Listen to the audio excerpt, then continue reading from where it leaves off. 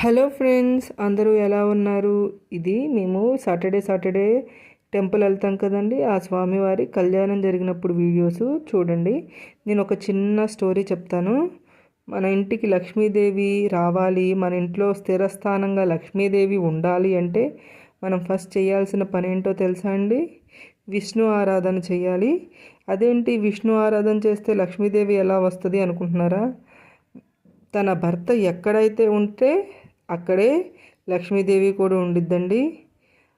తన భర్తతో పాటు లక్ష్మీదేవి కూడా ఆ ఇంటికి వస్తుంది. మనం విష్ణువుని ఆరాధించగలిగి మనస్ఫూర్తిగా మనం విష్ణువుని పూజ చేయగలిగితే విష్ణువుతో పాటు లక్ష్మీదేవి కూడా వస్తుందండి. మన ఇంట్లో స్థిరస్థానంగా స్వామివారు అమ్మవారు ఇద్దరు స్థిరంగా ఉంటారు. ఓకే ఫ్రెండ్స్, లైక్ చేయండి, షేర్ చేయండి, సబ్స్క్రైబ్ చేసుకోండి.